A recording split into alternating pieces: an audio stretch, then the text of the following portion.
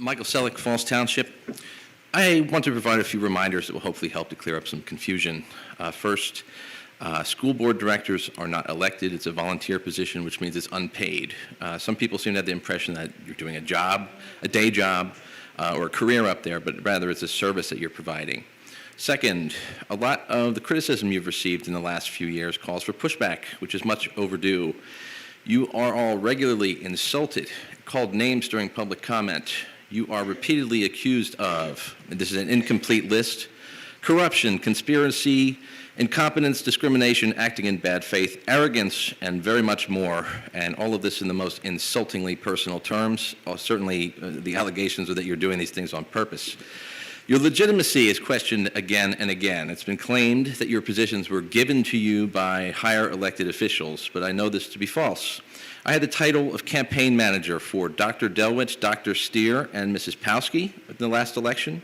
And while I'm proud of the work that I did to help some of you get elected, that title of manager is rather inflated. The candidates did most of the work themselves. I saw how hard you worked to campaign. I know how qualified you are. And anyway, like it or not, the voters have had their say. Now, some people apparently were under the impression that making a public comment is the same thing as being elected to office. It isn't. There are something like 70,000 residents in this district and 1,500 trained and qualified staff people to work on curriculum and to address issues. But there are apparently some people that expected that when anyone walks in here and offers a comment, you're just expected to hear those opinions and act on them as if they were marching orders. The way our elections work, it is the case that you're responsible to all the taxpayers of Pennsbury. That means you govern the school district the best way you know how, and you don't show favoritism to the people that voted for you over the people that didn't vote for you or voted against you, etc. What it doesn't mean is that once elected, you were supposed to turn against the platform that you ran on and run the school district in the way that your defeated opponents would have done if they had won the seats.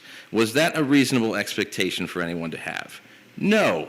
And yet it seems that some people did expect that. The voters, again, have had their say. It may be that only a few of our 70,000 residents come to these meetings because most of them are satisfied with your performance. They will have their say again in November. A word on Dr. Smith and the way that he has been treated. In one meeting, Dr. Smith was referred to as arrogant and appalling, and it was suggested that he go back to Jersey, all on the basis of a quite ridiculous rumor. Now, people can feel appalled by anything that they want. They can be appalled that the sun is shining if that's how they want to feel. But it's hard to imagine a less arrogant person than Dr. Smith. Many of us would find it difficult to spend as much time as he does justifying our professional decisions to people with no particular expertise. I just want to say I'm impressed with Dr. Smith's diplomacy. I know that this accounting to the public does come with the territory of being superintendent, but you've been insulted in a lot of ways that you didn't deserve. Next, a word on the First Amendment. We live in an area with a great deal of lively discussion about the First Amendment right to free speech. This is good because the activism and the discussion helps make sure that the Bill of Rights is a living document, not a museum piece. Some people may be confused yet about what the First Amendment means. If it's a right, that means it's a right for everyone. If it only covers certain political opinions and then it turns off for others, that's not a right, but it's a privilege that a special group thinks that it has. As James Madison understood it, and he wrote it, the right to free speech leads to an unending cycle. For example, if you step into the public sphere and throw a punch, say by accusing elected officials of something, without having any evidence, the right of free speech does mean that having thrown that punch, you can expect to be criticized by the next person in the cycle. Person number one is, of course, free to respond in turn, and so on. I was under the impression that most Americans understood all this by the time they finished kindergarten, but apparently it's not necessarily the case.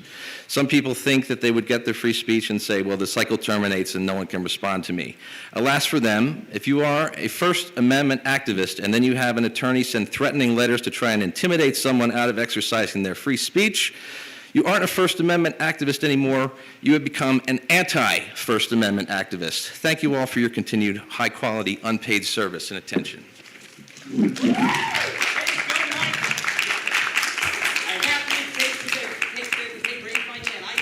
All right, next is Robert Abrams.